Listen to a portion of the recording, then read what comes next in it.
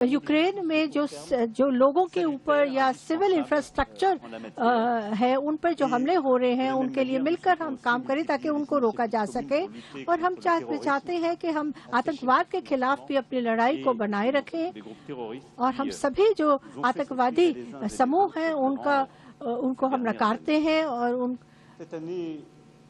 इस साल, इस 2026 की अगर हम बात करें तो ये जो वर्ष है ये हमारे संबंधों में और तेजी लाने वाला संबंध है। आप ब्रिक्स की अध्यक्षता कर रहे हैं, हम फ्रांस जो है वो G7 की अध्यक्षता कर रहा है और इसीलिए मैंने इसी संदर्भ में प्रधानमंत्री मोदी को G7 शिखर सम्मेलन में आमंत्रित किया है।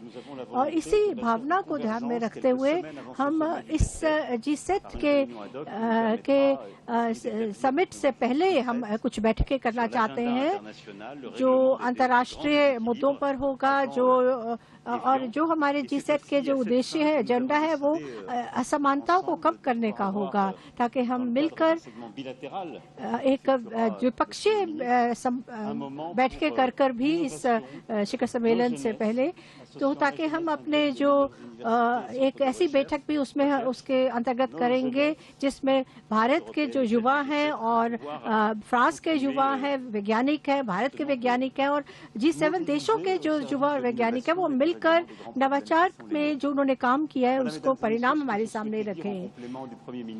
ये मैं कहूँगा वो बिल्कुल पूरी तरह से जो प्रधानमंत्री मोदी ने कहा है उसका पूरक है कि हम कैसे अपने संबंधों को बेहतरीन करना चाहते हैं, उसको में वृद्धि लाना चाहते हैं। हमारी जो साझेदारी है वो स्थिर है और वो पूरी तरह से सबके सामने है, जो लोगों के लिए है और जिसके परिणाम जो हैं वो बहुत बेहतरीन रह चुके हैं, लेकिन इसको हम और भी बढ़िया करना चाहते हैं। खासतौर पर चाहे व्यापार हो या कई ऐसे और क्षेत्र हों जिसमें मुझे लगता है कि हम मिलकर विश्व को बहुत कुछ दे सकते हैं। हम बड़े बड़े कनेक्टिविटी इंफ्रास्ट्रक्चर हो या टेक्नोलॉजी हो, उसमें हम बहुत ठोस परिणाम इसमें ला सकते हैं। और इन चीज़ों पर हमने प्रधानमंत्री मोदी जी के साथ बातचीत भी करी है। और क्योंकि हम दोनों इस समय दो बड़े संगठनों की अध्यक्षता कर रहे हैं इस साल, तो हम इसमें भी हम तालमेल ला सकते हैं, अपनी सोच में कन्वर्जेंस ला सकते हैं। धन्यवाद।